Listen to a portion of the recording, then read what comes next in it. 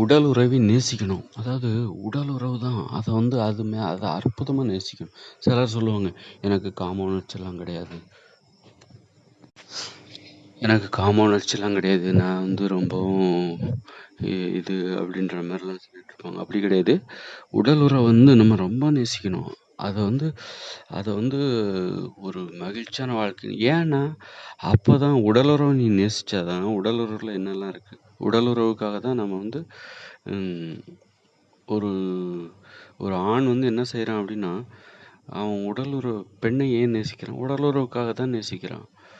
பெண் ஏன் ஆணை உடல் உறவுக்காகத்தான் நேசிக்கிறார். அல்லது இப்போ உடல் உறவுல என்ன முத்தம் கொடுக்கிறது. உடலுறவு நேசிச்சாலே நமக்கு நோய்கள் வராது. உடலுறவு மேல நம்ம அவ்வளோ பாசம் வைக்கணும்.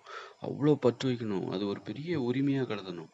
உணவை நாம எப்படி விட்டுக் கொடுக்க மாட்டோமோ, உணவு சாப்பிடலன்னா நம்ம எப்படி உயிர் வாழ முடியாதோ, அது மாரி உடலுறவு இல்லை என்றால் கூட நம்மால் மகிழ்ச்சியா வாழ முடியாது. அது தெரிஞ்ச கதை தான். உடலுறவினால் தான் இந்த 800 கோடி மக்கள் தொகையும் இந்த உலகில் இருக்கிறார்கள். அதுக்கு உடலுறவு தான் காரணம்.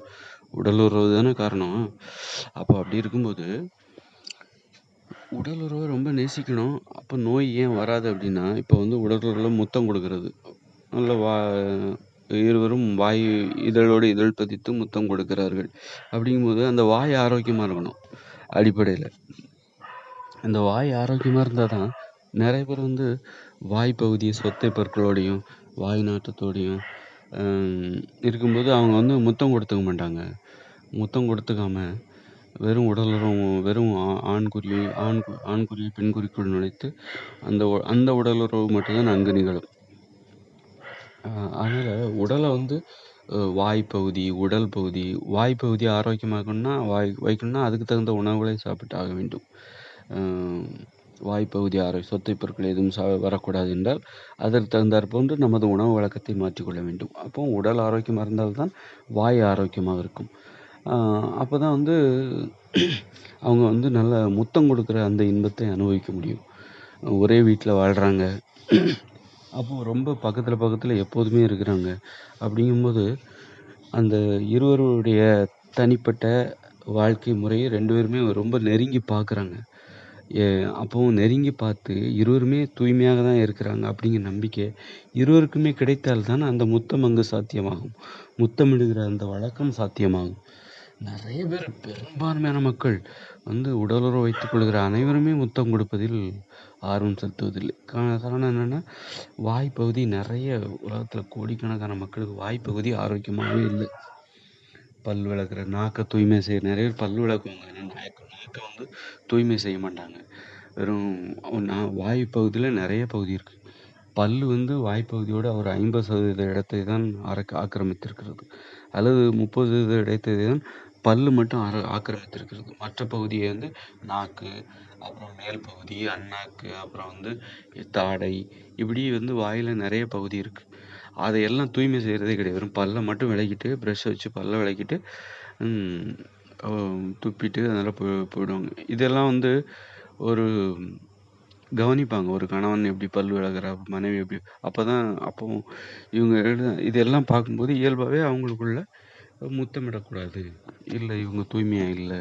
அப்புறம் சாப்பிட்ற சாப்பாடு சிக்கன் சாப்பிட்றது, அதாவது கோழிக்கறி சாப்பிட்றது, இதெல்லாம் ரொம்ப சூடு. மட்டன் மசாலா உணவுகளை சாப்பிட்றது, இந்த மாதிரி உணவுகளை சாப்பிடும்போது இயல்பாகவே ஒரு அருவருப்பு வந்துடும். அது சுவையாக இருக்கிறது அந்த உணவு அப்படின்னு நினச்சிட்டு சாப்பிட்றாங்க. ஆனால் அது ஒரு இப்போ ஆப்பிள் பழத்தை வெட்டி வச்சிங்கன்னா அது 2 நாளைக்கு கூட கெட்டு போகாமல் இருக்கும். ஆனால் ஒரு கோழிக்கறியை சமைச்சு வச்சிங்கன்னா மறுநாள் நைட்டு சூடு பண்ணாமல், இரவு சூடு பண்ணாமல் வச்சுட்டா மறுநாள் நாற்றம் எடுக்க ஆரம்பிச்சிடும். இப்போ இது எல்லாம் நம்ம மனசு கவனிக்குது. நம்ம மூளை கவனிக்கிறது. இப்படி இதை சாப்பிடுகிற சாப்பிடுகிறவர்களின் வாய்ப்பகுதி எப்படி ஆரோக்கியமாக இருக்க முடியும்? உடல் உள்பகுதியோட ஆரோக்கியங்கிறது இருக்குல்ல, நம்ம சாப்பிட்டு உள்ள அனுப்புகிறோம், அது உண்மையிலே நமக்கு செரிமானமாகி வெளியே போகுதா? இல்லை, எல்லாத்துக்கும் செரிமானமாகி வெளியே போகிறது கிடையாது. அப்போ அது உள்ளுக்குள்ளே தானே தங்குது. அப்போ இந்த உடம்புக்குள்ளே தான் தங்குது. இந்த உடம்போட ஒரு பகுதி தான் வாய். இதோட முக்கியமான ஒரு பகுதி தான் வாய். உடம்புக்குள்ளே என்ன நடந்தாலும் அது வாய் பகுதியில் வெளிப்படும். அப்போது இதெல்லாம் பார்க்கும்போது முத்தமிடுவது அருவருப்பான நிகழ்வாக நிறைய பேர் நினச்சிட்டு இருக்காங்க. அப்போ இதெல்லாம் பார்த்து காரண காரியத்தோடு தான், அறியாமையின் காரணமாக அவங்க அப்படி நினைக்கல. அது அருவருப்பாக நினைப்பதற்கு காரணங்கள் இருக்கிறது. அதனால தான் அவர்கள் அருவருப்பாக நினைக்கிறார்கள். அந்த காரணங்களை மாற்றும்போது அவங்க மாற்றிப்பாங்களா அப்படின்னா அது கூட நிகழாது. ஏன்னா முத்தமிடுவது அப்போ அவங்க வந்து நிரந்தர தடை வச்சுக்கிறாங்க. முத்தமிடவே கூடாது. ஏன் முத்தமிடக்கூடாது என்பதற்கு காரணங்கள் இருக்கிறது. அது வந்து அந்த அருவருப்பான உணவு பழக்கம், சொத்தை பற்கள், வாய்ப்பகுதி ஆரோக்கியமின்மை, இதுதான் காரணம். இருந்தாலும் இதை மாற்றும்போது இயற்கையாகவே முத்தமிடுவது ரொம்ப இன்பமயமானது அப்படிங்கிறது நமக்கு தெரிய வரும். அப்போ அதற்கு தகுந்த மாதிரி அப்போ அதனால தான் உடலுறவை நேசித்தா உடலுறவிலும் முத்தமிடுவதை நேசிக்க வேண்டும். ஏனென்றால் அடிக்கடி முத்தமிட்டுக் கொள்ள வேண்டும். ஒரு கணவன் இருக்காங்க அப்படின்னா உடலுறவின் போது மட்டும்தான் முத்தமிடுகிறவர்களும் இருக்கிறார்கள். முத்தமிடாதவர்கள் நிறைய, முத்தமிடாமலே உடலுறவு வைத்துக் கொள்கிறவர்கள் இருக்கிறார்கள். அதாவது இதழும் சேர்த்து வாய்ப்பகுதியோடு முத்தமிடுகிறவர்கள், முத்தமிடுகிற வழக்கம் இல்லாதவர்கள் நிறைய பேர் இருக்கிறாங்க. அதே நேரத்தில் உடலுறவின் போது மட்டும் முத்தமிடுகிறவர்கள் இருக்கிறார்கள். இன்னொன்று முத்தமே இடாதவர்கள் முத்தமே இடாமல் உடலுறவு வைத்துக் கொள்கிறவர்கள் நிறைய பேர் இருக்காங்க. உடலுறவே வைத்துக் கொள்ளாதவர்களும் நிறைய பேர் இருக்காங்க. கணவன் மனைவியாக வாழ்ந்தால் கூட அதற்கு அவர்கள் பழகி கொள்கிறார்கள். அப்போ அதன் மூலமாக நிறைய பிடிக்காதவங்க சேர்ந்து வாழும்போது அப்போது அவங்களும் ஆராய்ச்சி செய்கிறாங்க. ஏன் சண்டை வருது? இதனால் தானே சண்டை வருது. நம்ம வந்து அப்போ இதெல்லாம் தவிர்த்துருவோம். அதன் மூலமாக அமைதி தான் பெரிதாக இருக்கிறது. உடலுறவை விட அமைதி தான் பெரிதாக இருக்கிறது. அமைதி ஏற்படும் என்றால் அதற்காக உடலுறவையும் விளக்க தயார். அது அமைதியும் கிடைக்கணும், உடலுறவும் முக்கியம்தான். அப்போ அமைதியும் முக்கியம். ரெண்டுமே சேர்ந்து கிடைச்சா மட்டும்தான் அதை ஏற்றுக்கிறாங்க. அதனால் வந்து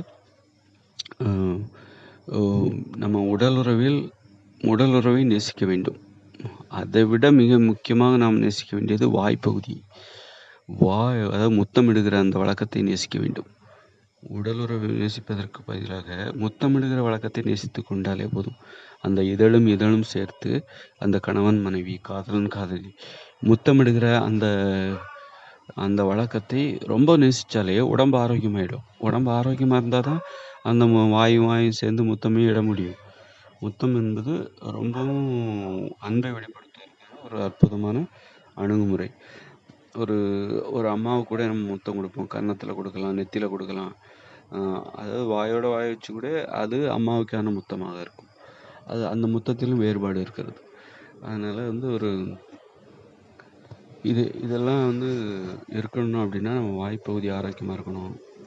இரவு உணவு முறைகளை மாற்றணும். சொத்தை பல் வருவதற்கான உணவு முறைகளை நம்ம மாற்றணும்.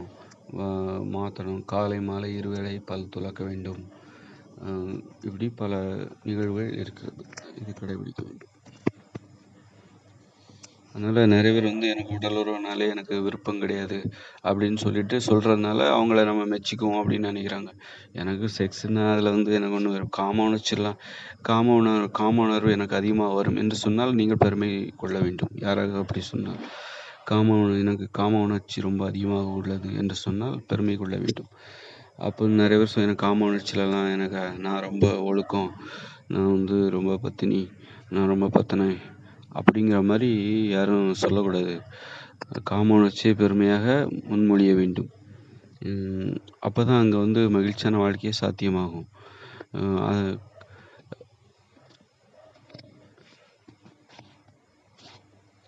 இப்படி சொல்கிறாங்கல்ல, காம உணர்ச்சினாலே எனக்கு அந்த ஆர்வம் கிடையாது அப்படிங்கிறவங்க என்னவா இருக்காங்கன்னா அவங்க வாய்ப்பகுதியும் அந்த அளவுக்கு ஆரோக்கியமாக இருக்காது. வாய்ப்பகுதி ஆரோக்கியமாக இருக்காது. உடம்புல நோய் இருக்கும். அப்போ பாருங்கள், முத்தமிட்டு கொள்ள வேண்டும் என்றால் உடலில் நோயே இருக்கக்கூடாது. நோய் இருக்கிறவங்க முத்தமிட்டு கொண்டால் நல்லா இருக்கும். அவங்க முத்தமிடினா தான் இதழ் சேர்த்து வாய்ப்பகுதியோடு சேர்த்து முத்தமிடுகிற அந்த வழக்கம் நோயாளிகளுக்கு பொருந்தாது. அதனால தான் நாம் நோயோடு இருக்கக்கூடாது என்பதற்கு ஒரு வீசிங் ஆஸ்மா பேஷண்ட் இருக்காங்க. அவங்க வந்து முத்தமிட்டு கொள்வது எந்த அளவுக்கு ஆரோக்கியமானது? அது நோய்களை பரிமாறிக்கொள்கிற ஒரு நிகழ்வாக தான் இருக்கும். இப்போ வந்து முத்தமிட்டு கொள்ளும்போது ஒருவரிடம் நோய் இருந்தால் அந்த நோய் அடுத்தவருக்கு செல்லும். அப்பவும் முத்தமிட்டு கொள்ள வேண்டும் என்றால் நம்மிடம் நோய் இருக்கக்கூடாது. நம்மிடம் ஆரோக்கியம் இருந்தால் அந்த ஆரோக்கியம் அடுத்தவருக்கு செல்லும். அதில் முத்தமிட்டு கொள்கிறவர்கள் ஆரோக்கியமானவர்களாக இருக்க வேண்டும். ஆரோக்கியமானவர்களை முத்தமிடும்போது இன்னொரு ஆரோக்கியமானவர்களை தேடித்தான் அவர்கள் முத்தமிட்டு கொள்ள வேண்டும். அதனால் இந்த இணைப்பு என்பது ஆரோக்கியத்திற்கும் ஆரோக்கியத்திற்கும் இடையிலான இணைப்பாக இருக்க வேண்டும். நோயாளிகள் திருமணம் செய்து கொண்டால் கூட பிற்பாடு அவர்கள் தங்கள் உடலை ஆரோக்கியமாக மாற்றிக்கொள்ள வேண்டும். மாற்றிக்கொள்ள வேண்டும். சிலர் இந்த மாதிரி ரொம்பவும் சுயநலமாக இருப்பாங்க.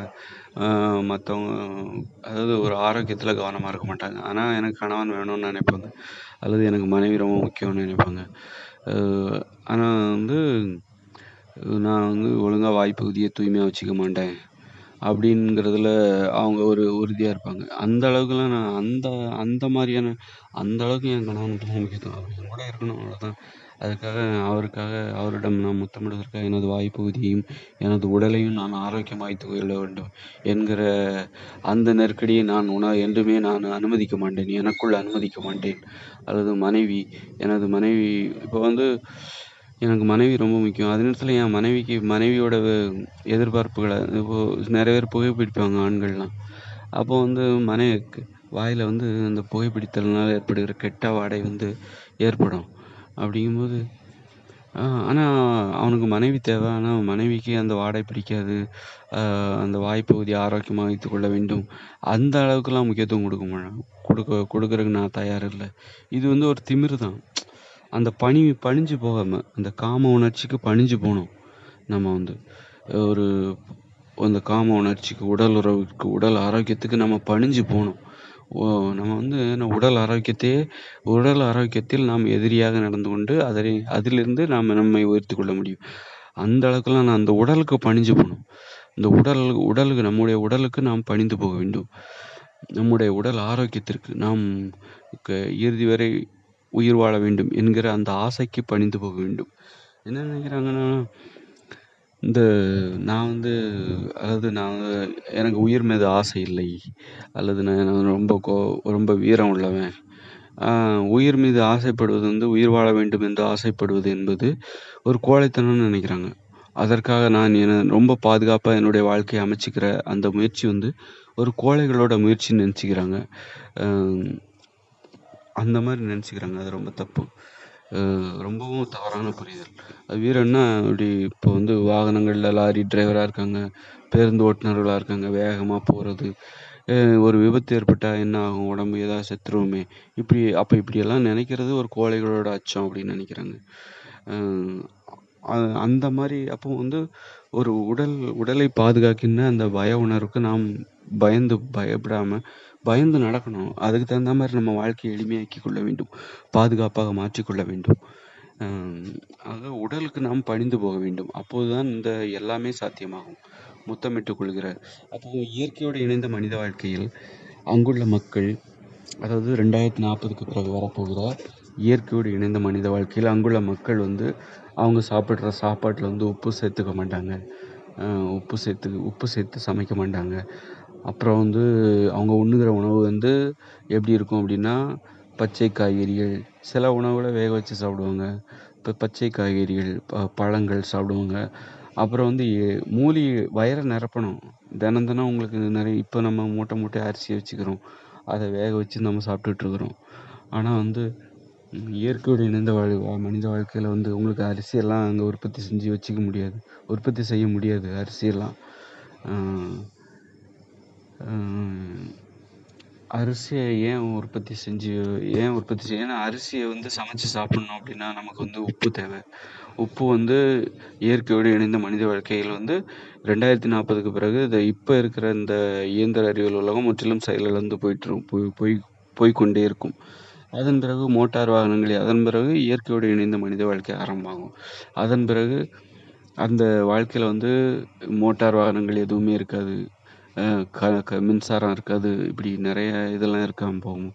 முற்றிலும் இதெல்லாம் அப்போ எங்கே போனாலும் நடந்து தான்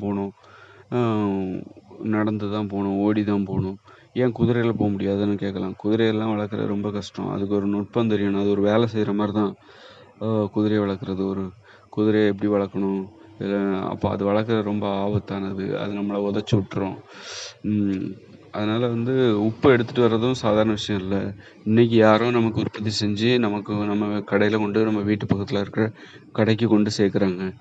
ஆக இது ஒரு சங்கிலி தொடர்பு. ஒரே ஒருத்தர் தனி முயற்சியில் போய் கடலில் போய் உப்பு எடுத்துகிட்டு வர்ற வேலை கிடையாது. கடலில் வந்து வெறும் உப்பு மட்டும் அதை போய் வாளியில் அள்ளிட்டு வந்துடலாம் அப்படின்ட்டுலாம் கிடையாது. உப்பு என்பது அதில் நிறைய நடைமுறைகள் இருக்கிறது. உப்பு தயாரிக்க வேண்டுமென்றால் ஒரு 20 நாட்களாவது கடற்கரையில் உட்கார்ந்து உப்பை தயாரிக்க வேண்டும். அப்பொழுது தான் உப்பு கிடைக்கும். எல்லா பகுதியிலும் உப்பு கிடைக்காது. உப்பு எடுப்பதற்கு வெயில் காலம் தேவை. அந்த நீர் ஆவியாக வேண்டும். இதெல்லாம் வந்து ஒரு பனி பிரதேசத்தில், ஒரு ரஷ்யாவில் உப்பெல்லாம் எடுக்கிறது ரொம்ப கஷ்டம்.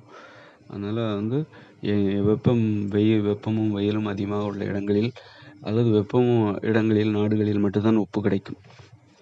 அந்த பகுதியில் தான் அப்போ உப்பு கிடைக்கும். அங்கேருந்து எடுத்து ஒருத்தர் அங்கே உற்பத்தி செய்கிறவர் ஒருத்தர் இருப்பார். அங்கே எப்போதும் அவருடைய வாழ்நாள் தொழில் அதுவாக இருக்கும். அங்கேருந்து வியாபாரிகள் உப்பை எடுத்து கொண்டு வந்து பல்வேறு இடைத்தரகர்களை கடந்து நமது வீட்டுக்கு அருகில் உள்ள கடைகளுக்கு வந்து சேரும். அந்த உப்பை வாங்கி நாம் அரிசி, கோதுமை இது மாதிரியான உணவுகளை சமைச்சு நம்ம சாப்பிடுவோம்.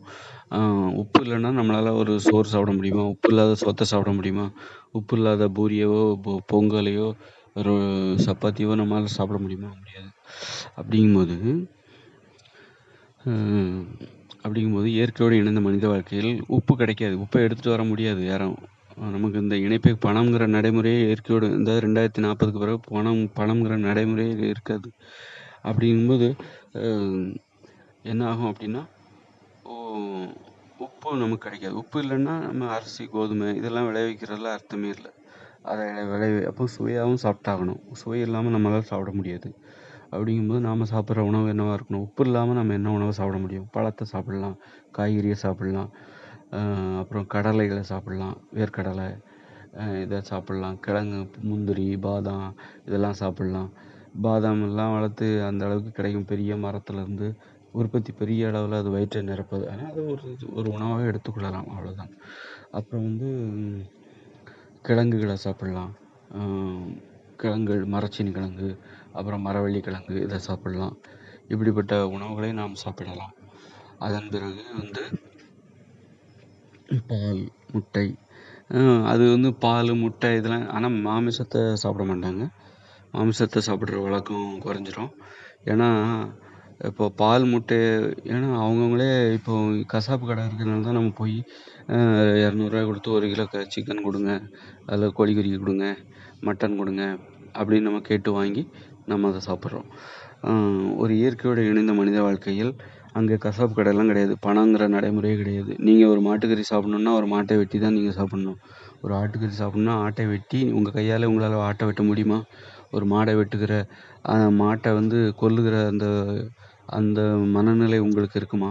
அவங்கவுங்களுக்கு தேவையான மாட்டுக்கறியை அவங்கவுங்க வளர்க்கின்ற அவங்கவுங்களே ஆசையாக புல் போட்டு அதை கொஞ்சி வளர்த்து அந்த ஆட்டு மாட்டை உங்களால் கொல்ல முடியுமா? முடியாது. கோழியை கொல்ல முடியுமா? நீங்கள் கோழியை வளர்க்க மட்டும் வெறும் இறை மட்டும் போட மாட்டீங்க, அதோட பேசுவீங்க, கொஞ்சுவீங்க. அப்படிப்பட்ட கோழியை ஒரு நாள் உணவிற்காக உங்களால் கொல்ல முடியுமா? முடியாது.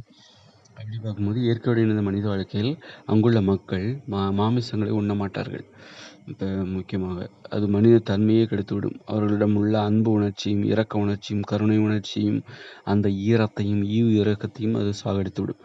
ஓகே, அப்படி இருக்கும்போது அவர்கள் மாமிசத்தை உண்ண மாட்டார்கள். ஆனால் பால், முட்டையை சாப்பிட்றாங்க. பாலை கொடுக்குறதுக்கு நமக்கு பரிதாப உணர்ச்சி தேவையில்ல. அதனால நமக்குள்ள பரிதாப உணர்ச்சி என்று நம்ம விட்டு போகாது. அதே மாதிரி முட்டையும் சாப்பிடுவாங்க. முட்டை சாப்பிடுவது ஆரோக்கியமானதா? பால் சாப்பிடுவது ஆரோக்கியமானதா? அப்படி ஆராய்ஞ்சு சாப்பிட வேண்டிய அவசியம் ஏன் அங்கே இல்லை அப்படின்னா, வயிறை நிரப்ப வேண்டும். அதற்கு நாம் முக்கியத்துவம் கொடுக்க வேண்டும். அதற்காக நம்ம மாமிசத்தையும் சாப்பிட முடியாது. அதுக்காக நம்ம வயிறை நிரப்ப வேண்டும் என்பதற்காக, பசியை போக்க வேண்டும் என்பதற்காக மனிதத்தன்மையும் நம்மால் இழந்துவிட முடியாது. மனிதத்தன்மையை இழந்து மாமிசத்தை சாப்பிட முடியாது. எனக்குள் இருக்கிற இரக்கத்தை கொலை செய்து, கருணையை கொலை செய்து, அன்பு பாசத்தை கொலை செய்து நாம் மாமிசம் சாப்பிட முடியாது. ஏனென்றால் மகிழ்ச்சியாக வாழ்வதற்கு உயிர் வாழ்வதற்கு உணவு போதுமான, ஆனால் மகிழ்ச்சியாக வாழ்வதற்கு அன்பு, பாசம், இரக்கம், கருணை இவையெல்லாம் தேவையாக இருக்கிறது. ஆதலால் இயற்கையோடு இணைந்த மனித வாழ்க்கையில் அங்கு வாழ்கிற மக்கள் என்ன பண்ணுவாங்க அப்படின்னா, மாமிசத்தை சாப்பிட மாட்டாங்க. உப்பு கிடைக்காது அவங்களுக்கு. அ உப்பு கிடைக்கலன்னா அவங்களுக்கு என்ன ஆகும் அப்படின்னா, சுவையாவும் சாப்பிட்டாகணும். அப்போ சுவையான உணவுகள் எங்கே இருக்கிறது? ப பச்சை காய்கறிகள், கடலைகள், அப்புறம் வந்து கிழங்குகள், பழங்கள் இவற்றில் இருக்கு. அதே நேரத்தில வந்து அ மூலிகைகளையும் சாப்பிடுவாங்க. டெய்லி இப்போ வந்து கொஞ்சம் கொஞ்சம் மணத்தக்காளி கீரை, இதெல்லாம் எந்த கீரையெல்லாம் பச்சையா சாப்பிட முடியுமோ, பெரும்பாலும் கீரைய பச்சையா தான் சாப்பிடுவாங்க. வே அப்படியே பறிச்சோமா, சாப்பிட்டோமா, ஏன்னா அங்க வந்து பூச்சிக்கொல்லிலாம் அடிக்க மாட்டாங்க. ரசாயன பூச்சிக்கொல்லி மருந்துகள் இயற்கையோடு இணைந்த மனித வாழ்க்கையில் கிடைக்காது. அதாவது 2040க்கு பிறகு வரப்போகிற இயற்கையோடு இணைந்த மனித வாழ்க்கையில் ரசாயன பூச்சிக்கொல்லி மருந்துகள் கிடைக்காது. இருக்காது. அப்போ வந்து அங்க வந்து பசுமையான சாண உரங்கள் போட்டு, பஞ்சகவ்யா எல்லாம் போட்டு தயாரிக்கப்பட்ட கீரைகள அப்படியே பச்சையா சாப்பிடுவாங்க. கொஞ்சம் சாப்பிட்டா போதும். பச்சையா சாப்பிட்டா கொஞ்சம் சாப்பிட்டா போதும். உடனே ரொம்ப ஈஸி. பறிச்சோமா, சாப்பிட்டோமா, போனோமான்னு இருக்கலாம். அத போட்டு உருவிக்கிட்டு, கீரைய போட்டு உருவிக்கிட்டு, அத வேக வச்சுக்கிட்டு, உப்பு போட்டு வேக வச்சு, தாளிச்சு, பொரிச்சு, அப்புறம் சாப்பிட்றத விட, பச்சையா கொஞ்சம் சாப்பிட்டா போதும். அது அந்த நேரத்துக்கு ஆரோக்கியத்தையும் கொடுக்குது. அப்புறம் கொஞ்சம் எதிர்ப்பு சக்தியும், நல்ல ஆரோக்கியத்தையும் கொடுக்குது. அப்போ ஒரு போறோம். ஒரு கொஞ்சம் வேப்பங்கொழுந்து சாப்பிட்றோம். அது சாப்பிட்றதுக்கு என்ன காரணம் அப்படின்னா, வயிற்றை நிரப்ப வேண்டும். அப்படிங்கிறது தான் நம்ம அடிப்படையான காரணமாக இருக்கிறது. ஏன்னா வயிற்றை நிரப்ப வேண்டும் அப்படி என்றால், நாம் அங்கு சோறு பொங்கி சாப்பிடலாம்னா, சோறு பொங்கி சாப்பிடலாம் தான். ஆனால் உப்பு இல்லையே. வயிற்றை நிரப்புவதற்கு அங்கே உப்பு இல்லாதனால, நம்ம வந்து வேறு வழியே இல்லாமல் நம்ம உடலுக்கு ஆரோக்கியமான ஆரோக்கியத்தை தருகிற மூலிகைகளை சாப்பிட வேண்டிய ஒரு ஒரு நிர்பந்தத்திற்கு நாம் தள்ளப்படுகிறோம். மூலிகைகளை துளசி இலைகளை பார்த்தா அது கொஞ்சம் வாயில் அள்ளி போட்டுக்கிறது. அதை 2 பிச்சு வாயில் அள்ளி போட்டு சாப்பிட்றது. ஒரு கீரைகளை பார்க்குறோம்.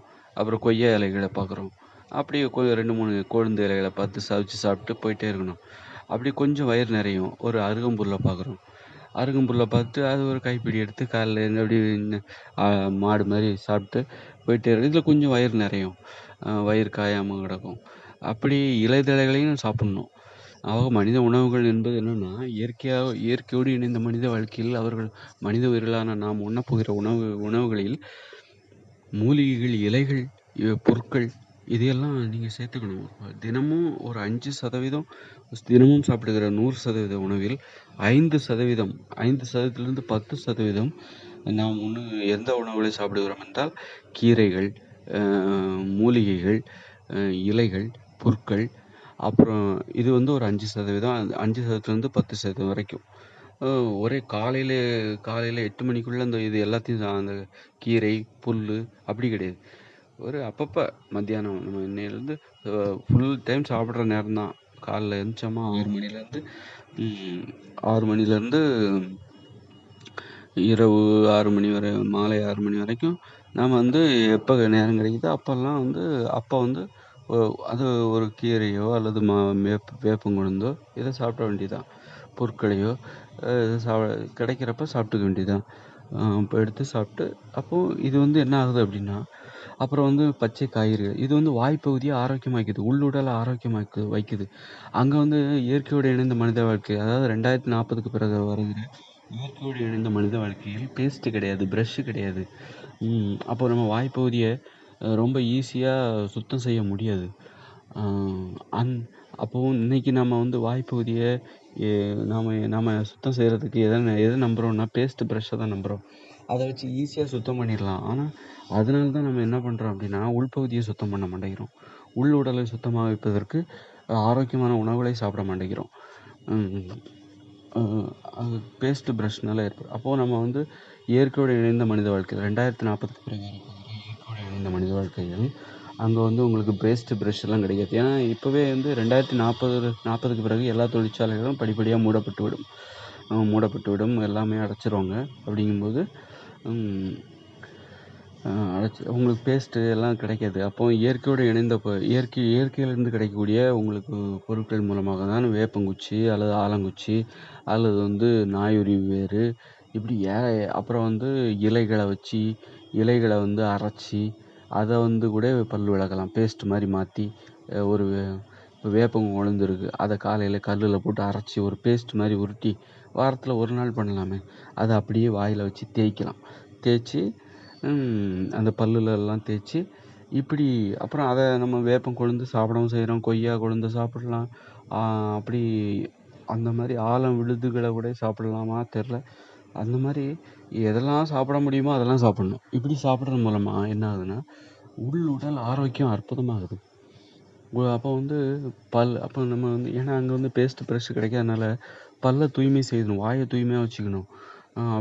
அப்போ வாயை தூய்மையாக வச்சுக்கிட்டா தான் அங்கே என்ன நடக்கும், முத்தம் கொடுக்கறது சாத்தியமாகும். முத்தம் கொடுக்கறது ஏன்னா இயற்கையோட இணைந்த மனித வாழ்க்கையில் நமக்கு டிவி கிடையாது, பெரிய காங்கிரீட் கட்டிடம் கிடையாது, பெரிய வாகனங்கள் கிடையாது, ஒரு ஒரு ஏசி அறை, குளிரூட்டப்பட்ட அறை கிடையாது, ஒரு போர்வை கிடையாது. அப்போ அப்படிப்பட்ட வாழ்க்கையில் நாம் மகிழ்ச்சியாக வாழ்வதற்கு நாம் நம்புகிற ஒரே விஷயம் என்னென்னா இந்த உடல் உறவு தான். இந்த உடல் உறவு தான். இதுதான் வந்து காமம். இதெல்லாம் தான் மகிழ்ச்சியாக வாழ்வதற்கு அடிப்படை. அப்போ அதற்கு தகுந்தாற்போல் நம்ம உடம்பை தயார் செய்யணும். நம்ம தயார் செய்யணும் அப்படிங்கிறது. அதற்கு தான் என்ன தேவையாக இருக்கிறது என்றால் உடல் ஆரோக்கியம் தேவையாக இருக்கிறது. அந்த உடல் ஆரோக்கியத்தை இயற்கையோடு இணைந்த மனித வாழ்க்கையை நிர்பந்தப்படுத்தி விடுகிறது. வேற வழி இல்லாமல் நீ உடல் ஆரோக்கியத்தோடு தான் நீ இருக்க வேண்டும் என்று அது நம்மை நிர்பந்தப்படுத்தி விடுகிறது. அப்போ அப்படி இருக்கும்போது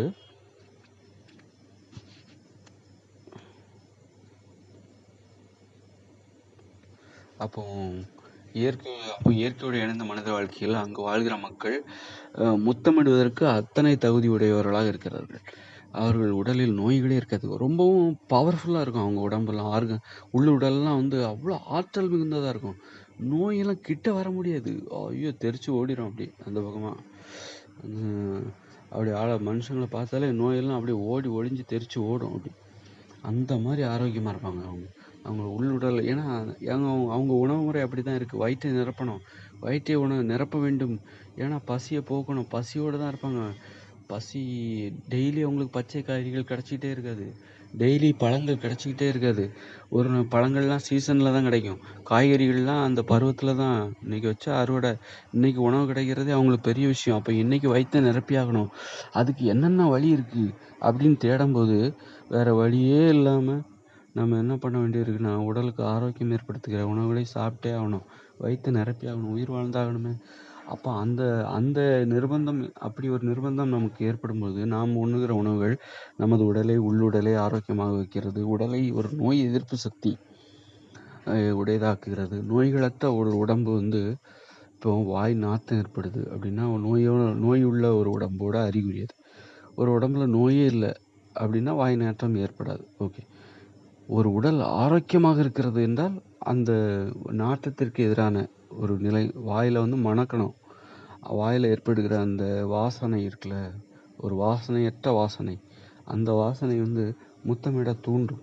வாயில் அந்த உமிழ்நீருடைய அந்த சுவை இருக்குதுல்ல, ஒரு ஆணின் உமிழ்நீர், பெண்ணின் உமிழ்நீர் இருவரும் பரிமாறிக்கொள்ளும் பொழுது சுவைக்கும் பொழுது, அப்போ அந்த ஒரு பெண்ணின் உமிழ்நீர் ஆண் சுவைக்கும் பொழுது அந்த சுவையோட தன்மையே அருமையாக இருக்கும். அது வந்து ஒரு அற்புதமாக இருக்கும். இதெல்லாம் வந்து முத்தமிடுவதற்கான ஊக்கத்துக்கு. இதற்கெல்லாம் என்ன தேவைன்னா உடல் ஆரோக்கியமாக இருக்கணும். அப்போ நாம் உண்ணுகிற உணவு எதுவாக இருக்குன்னா நமது உடல் ஆரோக்கியத்தை கெடுக்கின்ற, நோய்களை ஏற்படுத்துகின்ற உணவுகளாக இருக்கிறது. நமது உமிழ்நீர் வந்து நாற்றமுடைய ஒரு வாயிலிருந்து வெளிப்படுகிற வாசம், இதெல்லாம் நாற்றத்தை ஏற்படுத்துகிறது நாம் உண்ணுகிற உணவு மூலமாக. அப்போது இதுக்கு எதிர்நிலைக்கு நாம் போகணுன்னா நம்ம உணவு முறையை நாம் மாற்றினால் நல்ல சிறப்பான ஒரு உடல் ஆரோக்கியத்தை, ஒரு நாற்றமற்ற தன்மையை தினமும் இதுக்கு தற்போதைய இயந்திர அறிவியல் வாய்ப்பே இல்லையா? இதற்காக நாம் இயந்திர இன்னும் 2040க்கு பிறகு வரப்போகிற இயற்கையோடு இணைந்த வாழ்க்கைக்கு தான் நாம் போக வேண்டுமா? இப்போதே அதை அடைய முடியாதா? முடியும். அதுக்கான வழிமுறைகள்லாம் இருக்குது. மணத்தக்காளி கீரையை டெய்லி சாப்பிடுங்க. மணத்தக்காளி கீரையை பச்சையாக சாப்பிடணும், டெய்லி ஒரு கைப்பிடி. இது ஒரு வழக்கமாக வச்சுக்கணும். பல் விளக்குறது எப்படி ஒரு வழக்கமோ அது மாதிரி இந்த மணத்தக்காளி கீரையை வந்து ஒரு கைப்பிடி சாப்பிடணும். இது ஒரு அற்புதமான அந்த வாய் நாற்றங்கிறதே ஒருத்தருக்கு வாழ்நாளில் வராது. வாய் வந்து மணக்க ஆரம்பித்து விடும். அதாவது ஒரு ஈர்க்கின்ற அளவுக்கு அது அதனுடைய வாசனை. வாய்ப்பகுதி ஆரோக்கியமாயிடும். வாய்ப்புண், குடல் புண் எல்லாமே நல்லா ஆகிடும். வாய்ப்பகுதியும் குடல் பகுதியும் ஆரோக்கியமாக வச்சுக்கிறதுக்கு இப்போ பச்சையாக மணத்தக்காளி கீரை டெய்லி சாப்பிடணும். இந்த மாதிரி ஒரு வழக்கத்தை, காய்கறி, கேரட்டு, தேங்காய், எவ்வளோ அற்புதமான உணவு பாருங்கள் தேங்காய். இந்த வாய்ப்பகுதியை ஆரோக்கியமாக வைத்துக்கும். காலையில் அந்த முதல் உணவு நம்ம வந்து சாப்பிட்ற உணவு இந்த மாதிரியான தேங்காவாக இருக்கணும். டெய்லி மணத்தக்காளி கீரை கண்டிப்பாக சாப்பிட்ணும். அப்புறம் தேங்காவை சாப்பிட்ணும். தேங்காய் ஒரு பாதி தேங்காய் டெய்லி சாப்பிட்ணும். அதை மென்று அரைச்சி பால் குடிக்கிறதெல்லாம் விட அதை அரைச்சி வாயில் போட்டு அரைச்சி சாப்பிடும்போது வாய்ப்பகுதி அவ்வளோ ஆரோக்கியமாகிடும். அப்போ வாய்ப்பகுதி ஆரோக்கியத்துக்கு ரொம்ப முக்கியத்துவம் கொடுக்கணும். அப்படிப்பட்டவங்க தான் அன்பில் சிறந்தவங்களாக இருப்பாங்க. அன்பை ஆளுகிறவர்களாக இருப்பார்கள். பண்பை ஆளுகிறவர்களாக இருப்பார்கள். இதெல்லாம் செய்யாமல் நான் வந்து என்னுடைய அன்பு இருக்குது அப்படின்னு சொல்கிறதெல்லாம் சும்மா. உடல் ஆரோக்கியமாக இருக்கிறவங்களுக்கு மட்டும்தான் அன்பு அதிகமாக இருக்கும். அவருடைய அன்பு தான் தூய்மையாக இருக்கும். அவருடைய அன்பில் தான் நோய் இருக்காது. நோயாளிகளின் அன்பில் நோய் இருக்கும். நோயாளிகளின் பாசத்தில் நோய் இருக்கும். ஆரோக்கியம் உடலில் நோய் இல்லாத ஆரோக்கியமானவர்களின் அன்பில் தான் ஆரோக்கியமும் தூய்மையும் இருக்கும். உடலில் நோய் இல்லாமல் ஆரோக்கியமாக இருப்பவர்களின் பாசத்தில் தான் நோய் இருக்காது. அதனால் இயற்கையோடு இணைந்த மனித வாழ்க்கையில் அங்கு வாழ்கிற மக்கள் ஆரோக்கியத்தில் வந்து அதிகமாகிட்டே போவாங்க. பவர்ஃபுல்லாகிட்டே இருப்பாங்க. அவங்க வந்து ஒரு கத்திரிக்காய் கூட பச்சையாக சாப்பிடுகிற அந்த திறன் அவர்களுக்கு இருக்க வாய்ப்பு இருக்குது. குப்பை மேனி இலையெல்லாம் எடுத்துக்கிட்டிங்கன்னா அது வந்து எப்போவாது மாதத்தில் ஒரு வாட்டியாவது ஒரு கைப்பிடி எடுத்து அதை சாப்பிட்டோம் அப்படின்னா, அல்லது தினமும் வந்து ஒரு 2 இலையை சாப்பிட்லாம். ஏன்னா நிறைய சாப்பிட்டா வாந்திலாம் வரும். அப்போ அதை வந்து ஒரு இலை சாப்பிட்லாம். ஒரு இலைன்னா 2 இலை குறைவாக சாப்பிட்ணும். அது நிறைய உடலில் உள்ள கழிவுகளை வெளியே அனுப்பிடும். இப்படி குப்பை மேனி இலை இல்லாத இடமே கிடையாது. அது ஏன் இயற்கையை பார்த்தீங்களா? நமக்கு முன்னாடி தான் இருக்குது. நம்ம கண்ணுக்கு தெரிகிற மாதிரி தான் இருக்குது. ஆனால் அதை நெருங்குறதுக்கு நமக்கு ஒரு பக்குவம் வேணும். எல்லாமே நம்ம சுற்றி தான் இருக்குது. நம்ம கிட்டே இருக்குது. அறியாமைங்கிறது என்னென்னா அதுதான். அதை வந்து நெருங்க முடியாத அறியாமை. நெருங்குவதற்கு அதை எடுத்து சாப்பிட்றதுக்கு நமக்கு நிறைய தடைகள் இருக்குது. தடைகளை விளக்கணும். அப்போ அதெல்லாம் சாப்பிட்லாம். குப்பை மேனி இலையெல்லாம் வந்து மாதத்தில் ஒரு வாட்டியோ அல்லது தினமும் 2 இலை சாப்பிட்டாலே கழிவுகள் வெளியேறிடும். வாந்தி வரும். அதாவது ஒரு கைப்பிடி சாப்பிட்டா வாந்தி வந்து வாந்தி வழியாகவும் வயிற்றுப்போக்காகவும் கழிவுகள் எல்லாம் வெளியே போயிடும். அப்போது இப்படிப்பட்ட நிலையை வந்து நம்ம இன்றைக்கி அறிவுரை சொல்லி பயன்படுத்துங்க. ஆனால் யாரும் பயன்படுத்த மாட்டாங்க. ஆனால் இயற்கையோடு இணைந்த மனித வாழ்க்கையில் வயிற்றை நிரப்பியாக வேண்டும். அங்கு தினசரி உணவு கிடைக்கிற கஷ்டம். எவ்வளோ தினசரி உணவு கிடைக்கிறது கஷ்டம். அப்படிப்பட்ட சூழலில் வந்து வயிற்றை நிரப்பியாக வேண்டும். அப்படிங்கும்போது நீங்கள் வந்து குப்பை மேனி இலையெல்லாம் சாப்பிட வேண்டிய நிலமை வரும். அது வந்து என்ன ஆகுதுன்னா உடம்பு ஆரோக்கியமாக்கிடும். அதுதான் அங்கே உள்ள விஷயம். அதனால் வந்து இப்போவே நம்ம ஆரோக்கியமாக இருக்கணும்னா, வாய்ப்பகுதி ஆரோக்கியமாக வைக்கணும்னா அதற்கான முயற்சிகளை நம்ம செய்யணும். அதுதான் நம்ம வந்து வாழ்க்கையை மகிழ்ச்சியாக்கும். உடலை ஆரோக்கியமாகும். நோய் இல்லாத ஒரு வாழ்க்கையை இப்போவே நாம் ஏற்படுத்திக்கணும். நல்லா தூங்கணும். அது நேரத்தில் நல்லா உழைக்கும். தூக்கம் வரும்போது மட்டும் தூங்கணும்னு நினச்சிட்டு தூங்கிட்டே இருக்கக்கூடாது. நல்லா எப்போ தூக்கம் வருதோ அப்போல்லாம் தூங்குங்க. அந்த மாதிரி ஒரு சுதந்திரமான வாழ்க்கை யாருக்கா கிடச்சுன்னா அவங்க ரொம்ப கிரேட்டு. ஒரு சிலர் வந்து சுதந்திரமாக தொழில் செய்வாங்க. ஒரு விவசாயி இருக்காங்களே, அவங்க சுதந்திரமாக தொழில் செய்வாங்க. ஒரு விவசாயத்தை நீங்கள் வந்து ஒரு பொறியாளராக இருக்கலாம், அல்லது நீங்கள் ஒரு மருத்துவராக நிறைய படிச்சிருக்கலாம், நல்லா படித்தவர்களாக இருக்கலாம். ஆனால் நிறைய பணம் சம்பாதிக்கணுங்கிற ஆசை இருக்கும். அப்போது ஒரு விவசாயத்தை தேர்ந்தெடுத்து நீங்கள் தொழில் செஞ்சீங்கன்னா எப்போ வேணாலும் தூங்கலாம். தூக்கம் வரும்போது தூங்கலாம். அதுதான் நான் எப்போ வேணாலும் தூங்கலாம்னா தூங்கிட்டே இருக்கலாம்னு சொல்லலை. கடினமாகவும் உழைக்க வேண்டி இருக்கிறது. தற்போதைய இயந்திர அறிவியல் உலகில் கடினமாகவும் உழைக்க வேண்டி இருக்கிறது. இரவு இருந்தாலே நாம் தூங்கிவிட வேண்டும் என்கிற நோக்கத்துடன் வாழ்ந்து கொண்டிருப்பவர்கள் நிறைய. இப்போ நான் பேசிகிட்டு இருக்கேன் இந்த ஆடியோ கூட அதிகாலை 1:30 மணிக்கு நான் இதை பேசிக்கொண்டிருக்கிறேன். ஏனென்றால் நான் நேற்று இரவு 8 மணிக்கே தூங்கிவிட்டேன். ஒரு மணிக்கு தான் எழுந்தேன். அப்புறம் குளித்தேன், துணி துவைச்சேன். அப்புறம் வந்து குளிச்சுட்டு சரி இந்த ஒரு ஆடியோ போடுவோம் அப்படின்னு வச்சு போட்டுட்ருக்கிறேன். சென்னையில் நகரங்களில் ஒரு வீட்டில் ஒரு மொட்டை மாடியில் இருந்து கொண்டு நான் பேசிக்கொண்டு இருக்கிறேன். அது வந்து எப்போ தூக்கம் வருதோ அப்போ தான் தூங்கணும். எப்போ முழிப்பு வருதோ அப்போ முழிச்சிருப்போம். நாம் தூக்கத்தை கட்டுப்படுத்தி உழைக்க வேண்டிய அவசியம் இல்லை. தாகம் வந்தால் தண்ணி குடிக்கிறோம். அது மாதிரி தூக்கம் வந்தால் தூங்கணும். பசி எடுத்தால் சாப்பிட்றோம். அது மாதிரி தூக்கம் வந்தால் தூங்கணும். காமம், காதல் எல்லாமே அந்தந்த உணர்ச்சிகளே நம்ம வந்து அப்போ அதுக்கு தகுந்த மாதிரி நம்ம வாழணும். இப்போ ஸ்கூலில் ஒரு வேலை பார்க்குறோம், ஒரு கம்பெனியில் வேலை பார்க்குறோம். நீ தூங்கும்போது தூக்கம் வந்தால் தூங்க முடியுமா? முடியாது. அதனால தான் நிறைய பேர் என்ன பண்ணுவாங்க, இரவுனாலே தூக்கம். ஏன்னா அப்போ தான் தூங்குவதற்கு யாரும் தொல்லை பண்ண மாட்டாங்க. அ அந்த மாதிரி ஒரு வாழ்க்கை வாழணும். என்னென்னா தூக்கம் வந்தால் தூங்கணும். அதுக்கு தான் தூக்கம் நமக்கு ரொம்ப தேவையாக இருக்குது. உழைப்பதற்கு தூக்கம் தேவையாக இருக்கிறது. அதே நேரத்தில் நம்ம நிறைய நேரமும் உழைக்க வேண்டியதாக இருக்கிறது. தற்போதைய இயந்திர அறிவியல் உலகில் நாம் நிறைய நேரமும் உழைக்க வேண்டியதாக இருக்கிறது. அதே நேரத்தில் நமக்கு உடம்புக்கு தூக்கமும் தேவைப்படுகிறது. அப்படின்னா எப்பொழுது தூக்கம் வருகிறதோ அப்பொழுது தூங்குங்கள். எனக்கு காலையில் 8 மணி வரை தூக்கம் வருகிறது என்றால் தூங்கிவிடுங்கள். அல்லது எனக்கு நடுராத்திரியில் இரவு 2 மணிக்கு விழிப்பு வருகிறது என்றால் அப்பொழுது விழித்துக் கொள்ளுங்கள். விழித்துக்கொண்டு உங்கள் வேலையை செய்யுங்கள்.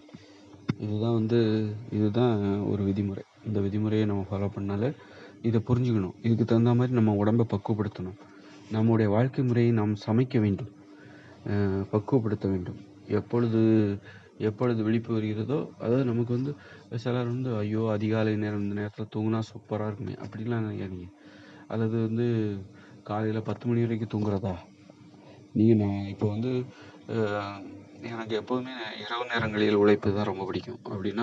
அப்படி இருக்கும்போது நான் என்ன பண்ணுறேன்னா, இரவு 1 மணி வரைக்கும் 12 மணி வரைக்கும் நான் ஏதாவது எழுதிட்டுருப்பேன். இந்த மாதிரி என்னுடைய வேலைகளை நான் செஞ்சிட்ருப்பேன். இந்த வேலைகளை இந்த ஆடியோ போடுறது அல்லது எழுதுறது திருத்துறது, இந்த மாதிரியான வேலைகளை நான் செஞ்சிட்ருப்பேன். அப்படிங்கும்போது இரவு 1 மணி வரைக்கும் கூட நான் என்னுடைய வேலைகளை செய்வேன். அப்படி இருக்கும்போது எனக்கு தூக்கமும் தேவையாக இருக்குது. காலையில் இயல்பாக என்னால் எழுந்துக்க முடியாது. அதனால் 8 மணி வரைக்கும் கூட தூங்குவேன் வாய்ப்பு கிடைச்சா. சரி வேலைக்கு போகணும் அப்படின்னா 7 மணி வரைக்கும் தூங்குவேன். 6:30 வரைக்கும் கூட தூங்குவேன். 6 மணி வரைக்கும் கூட தூங்குவேன். 5 மணிக்கு நான் எந்திரிப்பேன்லாம் நான் போய் சொல்லலை. அந்த மாதிரி ஒரு வாய்ப்பு எத்தனை மணிக்கு தூங்கினாலும், இரவு எத்தனை மணிக்கு தாமதமாக தூங்கினாலும் காலை 5 மணிக்கு எனக்கு விழிப்பு வருகிறது என்றால் அந்த நிலை வந்தால் சந்தோஷம் தான் படுவேன். அது இயல்பாக இருக்கணும் எனக்கு. நானே என்னை கட்டாயப்படுத்தக்கூடாது. எனக்கு அது பிடிக்காது. என்னை கட்டாயப்படுத்தி ஒரு வேலையை என்னால் செய்யவே முடியாது. அதனால் அதுக்காக நான் எதையுமே செய்யாமலும் இருந்துடக்கூடாது. அப்போ நான் என்ன பண்ணுவேன் அப்படின்னா, எதுவும் இயற்கையாக இருக்கணும். இயற்கையாக இருப்பதற்கு வாய்ப்புகள் இருக்கிறதா? அப்போ அதுக்கான வாய்ப்பு தான் என்னென்னா, தூக்கம் வரும்போது தூங்கணும். எப்போ தூக்கம் வருதோ அப்போ தூங்கணும். எப்போ விழிப்பு வருதோ அப்போது விழித்து கொள்ள வேண்டும். நடுஇரவில் விழித்து கொண்டாலும் நான் விழித்து கொண்டு என்னுடைய வேலை செய்ய வேண்டும். பகலில் 10 மணிக்கு தூக்கம் வந்தாலும் படுத்து தூங்க வேண்டும். இது ஏன்னா அதுக்கு தான் கரண்டெல்லாம் கண்டுபிடிச்சிருக்காங்க. ஏன் விளக்குகளெல்லாம் கண்டுபிடிச்சிருக்காங்க? ஏன் இந்த லைட்டெல்லாம் கண்டுபிடிச்சிருக்காங்க? எதற்காக இந்த லைட்டு, மின்சாரம் இதெல்லாம் எதுக்கு? தூங்குறதுக்காக கண்டுபிடிச்சாங்க? அப்படி கிடையாது. எந்த நேரம் வேண்டுமானாலும் உழைக்க வேண்டும். ஒரு 18 மணி நேரம் தினமும் உழைத்த ஒருவரால் தான் இந்த மின்சாரம் கண்டுபிடிக்கப்பட்டது. இந்த 18 மணி நேரம் கடினமாக உழைத்து அவருக்கு தான் மின்சாரம் தேவைப்பட்டது. அவருக்கு அப்போது தேவை. நான் ஒன்று கண்டுபிடிக்கிறேன்னா அது என்னுடைய தேவையிலேருந்து தான் வரும். மக்களுக்கு தேவை அதனால் கண்டுபிடிச்சேன். எதிர்காலத்துக்கு தேவை அதனால் அப்படி கிடையாது. எனக்கு தேவையானது தான் நான் இப்பொழுது பேசிக்கொண்டே இருக்கிறேன். நான் பேசுகிற அனைத்துமே எனக்கு தேவையானது. அது மற்றவர்களுக்கும் தேவையாக இருக்கிறது எனும் பொழுது அதை மற்றவர்களுக்கும் நான் கொடுக்கிறேன். அப்போ தாமஸ் ஆல்வா எடிசன் மின்சாரத்தை கண்டுபிடிச்சாருன்னா, அவர் பல்பை கண்டுபிடிச்சாருன்னா, அல்லது அந்த காலத்தில் அவர் மட்டும் தான் கண்டுபிடிச்சாருன்னு கிடையாது. அந்த காலத்தில் அதற்கான முயற்சி நிறைய பேர்கிட்ட இருந்திருக்கும். அவர் அதில் வெற்றி அடைஞ்சிருக்கலாம். அப்போ அவருக்கு அது தேவைப்பட்டது. இரவு நேரத்தில் ஒரு நல்ல வெளிச்சம் அவருக்கு தேவைப்பட்டது. அல்லது அது வேறு வழியில் கிடைத்திருந்தால் கூட அதை விட சிறப்பாக ஒரு தீர்வு தனக்கு தேவை என்று அவர் நினைத்திருக்கலாம். அதனால் அவர் அதை கண்டுபிடித்தார். அப்போ அப்படி ஒரு நோக்கத்துக்கு அவருக்கு உழைப்பதற்காகத்தான் அந்த வெளிச்சம் இரவு நேரத்தில் தேவைப்பட்டது. அப்படி ஒரு வெளிச்சத்தையும் மின்சாரத்தையும் வைத்துக்கொண்டு, விளக்குகளையும் பல்புகளையும் டியூப் லைட்டுகளையும் வைத்துக்கொண்டு, எல்இடி பல்புகளையும் வைத்துக்கொண்டு நாம் தூங்கிக் கொண்டிருந்தால் எப்படி அது சரியாக இருக்கும்? தூங்குவதற்காகவா? வெளிச்சத்தில் தூங்குவதற்காக அந்த பல்புகள் கண்டுபிடிக்கப்படவில்லை. அதனால தான் நம்ம தூங்கும்போது லைட்டெல்லாம் ஆஃப் பண்ணிடுறோம்னு நினைக்கிறேன். இருட்டில் தான் தூங்க வேண்டும். இருட்டில் தூங்குவது தான் உடம்புக்கு ஆரோக்கியம். உண்மையான ஓய்வு என்பது இருட்டில் தான் கிடைக்கும். நல்ல இருளில் தூங்க வேண்டும். வெளிச்சத்தில் தூங்கக்கூடாது. அதனால் கூட நாம் லைட்டை ஆஃப் பண்ணலாம். ஆஃப் பண்ணிவிட்டு தூங்குவதற்கு அது ஒரு காரணமாக இருக்கிறது. நன்றி, வணக்கம்.